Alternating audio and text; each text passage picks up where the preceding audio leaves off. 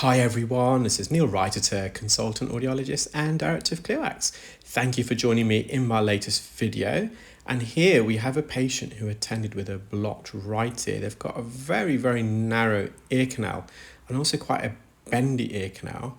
And I'm just using the wax scope to remove this wax. And because of their narrow ear canal, I'm using our pediatric size specular. So it's a really small specular designed for really narrow ear canals to help widen and straighten it.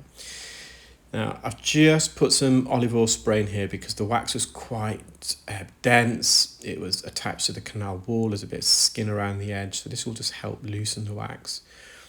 And you'll see in a moment that I'm going to freeze the video because I noticed something a bit strange, and at first I was completely oblivious to what it may be. And actually it's starting to appear there. So just where the suction probe is to the left, you'll see some dark black matter on the surface, and you can see more and more is revealing itself. And initially I thought it was some sort of foreign body. I mean, I've removed many strange things from people's ears, and you can see it's got that ribbed appearance. And I first of all suspected it might be the end of a pen, so a pen cap, which I have removed from people's ears. But I definitely knew this wasn't wax because it's a completely different color. It had this very uniform rib contours, and as I'm removing the wax from the surface, it's becoming more and more apparent.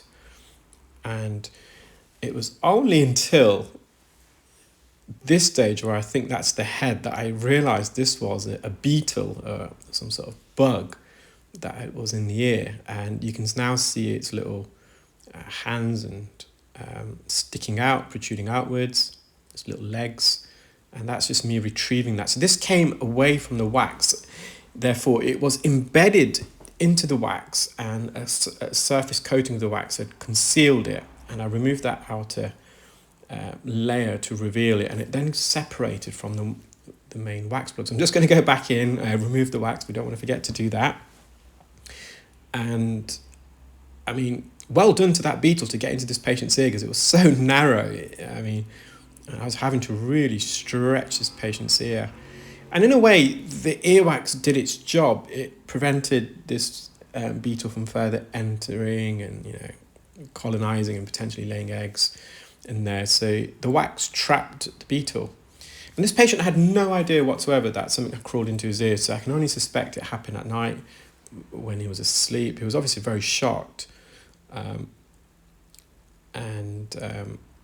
took some still images of it. It was very difficult because of how small it was, but you will see that at the end. And what I'm doing here, I'm just mopping up some of the skin around the edge, and there's some wax at the entrance.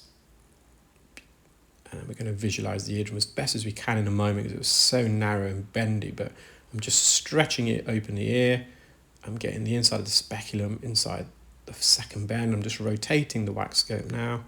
That's the hammer bone, so it's really magnified. There's a few hairs there. That's the umbo, that's the center of the eardrum. So the eardrum was fine, there was no damage to it. I think I might just increase the brightness in a moment. But yeah, you'll see various different still images of this beetle. So that's it there, presenting itself in between the two lumps of wax that I removed. Now, I don't think this is an earwig, because I was doing some online research, and they've typically got pincers at the back, and I couldn't really see those unless it had fallen off.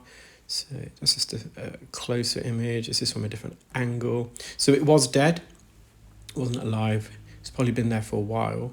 I mean, I last saw this patient probably 8 months ago, because they do have to attend regularly because of how narrow the ear canals are. So we obviously know it's been in there for at least 8 months. And I've got one final image.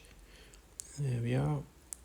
So yeah, it was very difficult to take a really illuminated picture of it because of how small it was, but it's my first insect that I've removed. I've